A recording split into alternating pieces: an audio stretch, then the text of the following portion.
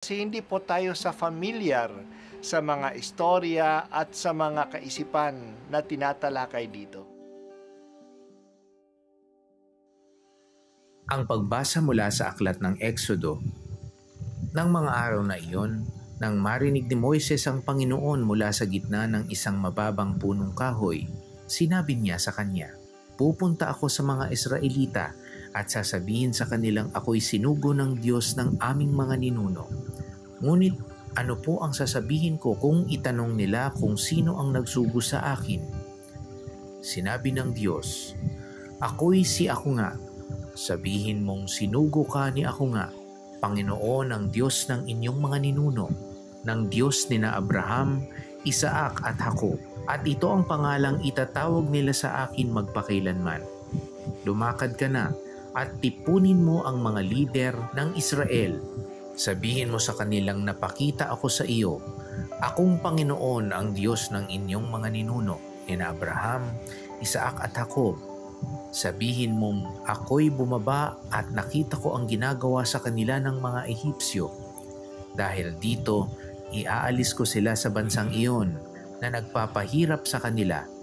Dadalhin ko sila sa mayaman at masaganang lupain ng mga Kananeyo, ng mga Heteo, ng mga Amoreo, ng mga Perezeo, ng mga Heveo at ng mga Hebuseo. Pakikinggan kanila. Pagkatapos, isama mo ang mga lider at pumunta kayo sa Faraon. Sabihin mong akong Panginoon ang Diyos ng mga Hebreo ay napakita sa iyo at kayo'y maglalakbay ng 3 araw papunta sa ilang upang maghandog sa akin.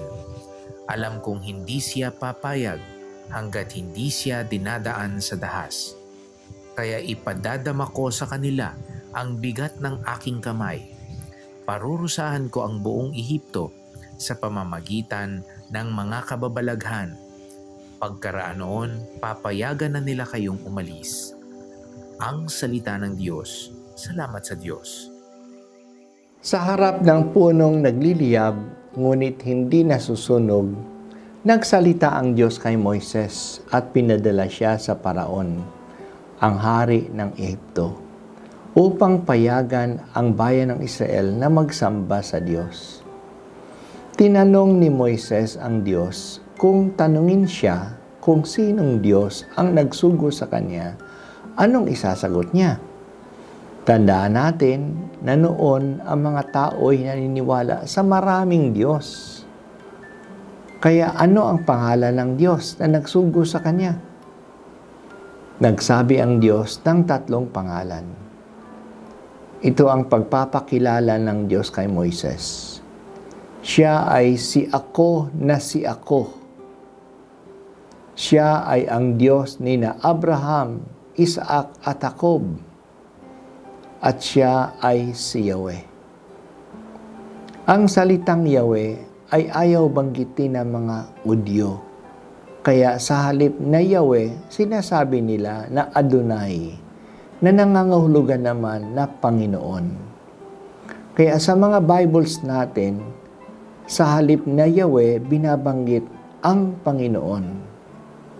Sinasabi ng Diyos kay Moises na narinig niya ang kanilang daing, kaya aalisin niya sila sa bansang nagpapahirap sa kanila at dadalhin sila sa masaganang lupain na noon ay tinitirhan ng mga Kananeo, mga Eteo, mga Amoreo, mga Perezeo, mga Heveo, mga Jebuseo. Marami ring mga lahi na katira doon. Sasabihin naman niya kay Faraon, nahayaan ang mga Israelita na pumunta ng 3 araw sa disyerto upang magsamba sa kanilang Diyos. Papatigasin ng Diyos ang puso ng Paraon at hindi sila papayagan. At dahil dito, paparusahan ang mga Ehipsyano at makikita nila ang kababalaghan na gagawin ng Diyos sa kanila. Ano ba ang nasa pangalan? Ang pangalan para sa mga tao noon ay hindi lang isang paraan ng pagtawag. Ang pangalan ay may kabuluhan. Ito'y may kahulugan. Kung ano ang pangalan, ganyan ang kahulugan niya Ganyan ang misyon niya. Ang tao ay may kanyang pangalan. Pati sa atin ngayon, mayroon pa rin tayong ganitong pagtingin sa pangalan. Kaya kapag minumura ang ating pangalan, nasasaktan tayo. Ang ating pangalan ay nagdadala sa atin. Lalo na ang Diyos. Kaya huwag natin lapastanganan ang pangalan ng Diyos, kundi ang Diyos mismo ang nilapapastanganan natin. Kung pinupuri natin ang pangalan ng Diyos, ang Diyos mismo ang pinupuri natin. Ilang beses sa ating ebanghelyo nabanggitin ni Jesus na siya ay si ako nga. At tinangka siyang batuhin ng mga Hudyo. Naintindihan nila na sa pagbanggit ni Jesus na siya ay si ako nga, tinutukoy niya na siya ay ang Diyos.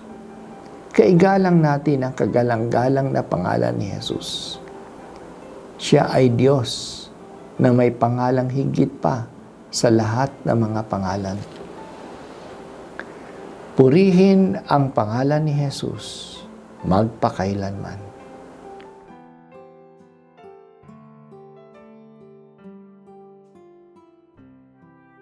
At ako po ay si Bishop Broderick Pabilio dito sa First Things First.